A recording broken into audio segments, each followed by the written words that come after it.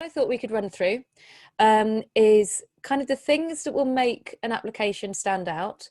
So when we look at something and we think, oh, anything that gives you that kind of moment.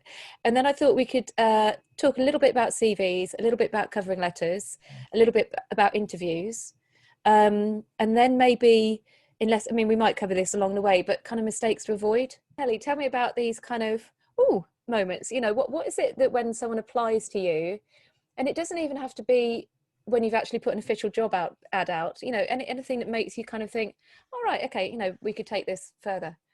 Yeah, so a few things. The number one thing is a real passion for what that person does and why they're getting in touch with us in the first place. So I'll give you a couple of examples. We get CVs sent in when we don't have job ads out all the time, and it's really lovely. And like you, I make sure that I reply to everybody that sends in, even if it's a look, I'm really sorry, we just don't have anything. I'll keep this on file if that's okay. But the ones that really stand out to me are the ones that you can clearly see that they love what they do. And that might come across in the sense that they've got in touch with us because they'd like to work with us as a designer, but they've got a brilliant portfolio. But also there's things in that CV that where they do outside learning. So things that they do outside of their normal day-to-day, working hours. It might be that they like to do something crafty, or they've got a real passion for doing something creative. It might be that they'll have interior design. So some of those things, they make you different. And that's what I really like to look for, is what are the things that are really kind of stand out about you. The other things are, and I'll give you a really good example of one that was sent in that didn't hit the mark. We had someone sent in a CV. They said, look, I've been working in agency land for ages, and I actually live right next door to your office, so I'd really like to apply and see if you've got any roles.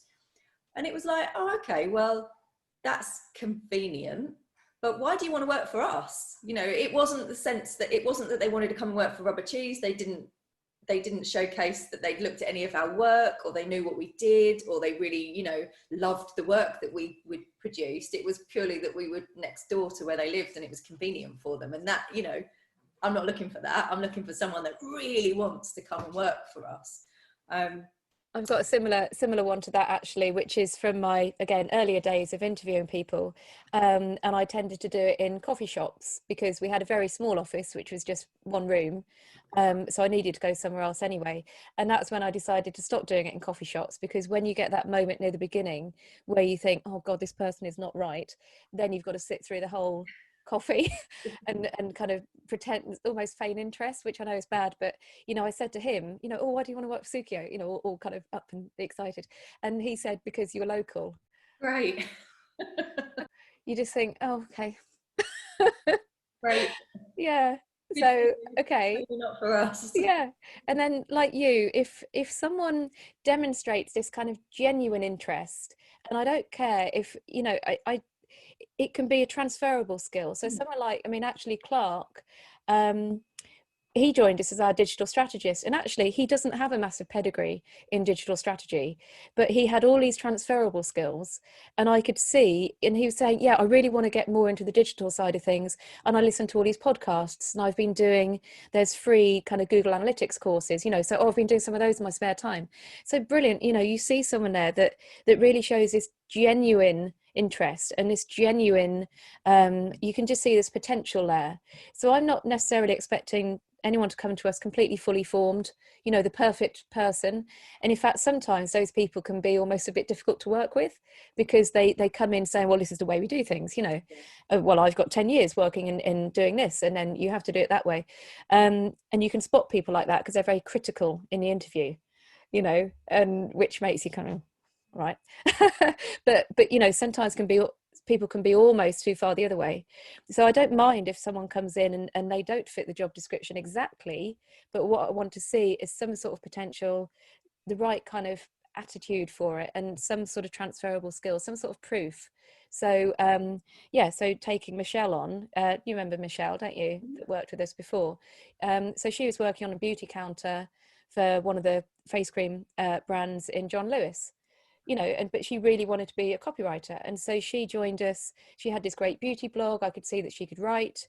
She had a really good eye for kind of visual stuff, and so yeah, I gave her a job, and she's now working. She stayed with us for a year. She's the one who decided actually in-house is more for me than agency, and she's now working for a really exciting kind of life science startup in Cambridge, you know, and that's what I'm after, that kind of, that attitude, the feeling that someone has got something there that you can work with, you know, a bit absolutely. of proof. Yes, absolutely. And it's always personality over skills Yeah, for us. There are certain roles where, you know, if we need someone in quite a senior position, yes, there is a skill set requirement that we need from them. But even developers, at yeah, that you'll point, need we're actual, looking more at personality and how they're going to fit with the team. Especially interestingly for a developer's role, because they're quite it's quite a critical role within the organization, and they do have to get on with lots of different kind of multiple personalities, you know, the directors, the design team, the clients. They're very, you know, they can be front facing, so that's quite, yeah, that is kind of always led by personality more than the actual skill set they've got, because we know that they can learn what we need them to do. I am always massively impressed if people have done their research, and actually really I shouldn't be, because that should be a standard. You know, but I am impressed. I'm like, oh great, they've actually looked at our website, they've looked at our social media channels, you know, maybe they've looked at my LinkedIn or Paul's LinkedIn, you know, they've gone that step of seeing what we do. Maybe they even look at, you know, my personal Instagram, so they know the kind of things that I love, you know, that they know that I like dogs, or, you know, those kind of things. It's actually, I shouldn't be massively impressed with that, because that should be the norm, but they're the things that actually do make a CV stand out, is that someone's gone and had a look and seen the latest project that we've worked on and they've commented on it, you know, they like that work. Or maybe we work a lot within the visitor attraction sector. Maybe that's something that they like to do in their spare time. You know, they like to go to museums, or they're interested in culture and heritage. And then they've put that in their CV as well. So we can see that, oh, great. Okay, well, they're going to get on really well here, because they've got this thing in common with the clients that we work with. You know, like I said, I shouldn't be hugely impressed by this, but that is what happens. You don't get people to do the research, and then when they do, it's like, yes, great. and this is a surprising thing, because you'd think it's really obvious, and it's almost so obvious that you don't want to do it, because it's looking like you're sucking up to the employer, but hardly anyone does it. So when someone comes along and says, you know, you ask why they want to work for you, and they said, well, I was looking around your website and I read this blog post and it was so interesting, you know, or I saw this video that you did on your YouTube channel and I thought that'd be amazing if I could work doing that kind of thing.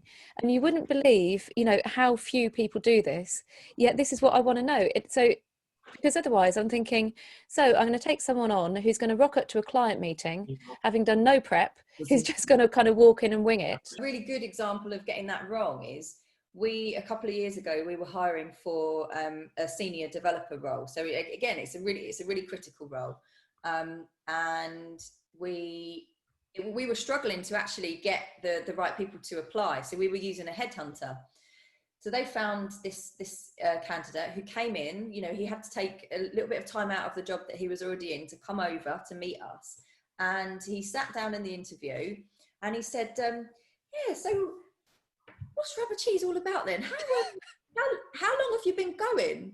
And I sat there and I went, So we were right in the middle of our 15th year birthday anniversary celebrations, and we were doing a big charity fundraiser for it. It was all across our social media. It was everywhere. And in the interview room that I was in our boardroom, there was a massive poster on the wall. You know, 15 years, this, you know, all the campaign and stuff. So I just pointed at it. I was like, yeah, we're 15 this year. Have you not seen that on our website? Actually at that point, you know, he was a nice enough guy. You know, he had some of the skills we needed, but that for me just kind of went, yeah. He doesn't really care about working for us. He just wants a job. It's not our job. It's not our team that he wants to join, you know? And that's when you're thinking, right, we just need to cut this dead. Yeah. Yeah. You know? Yeah, absolutely.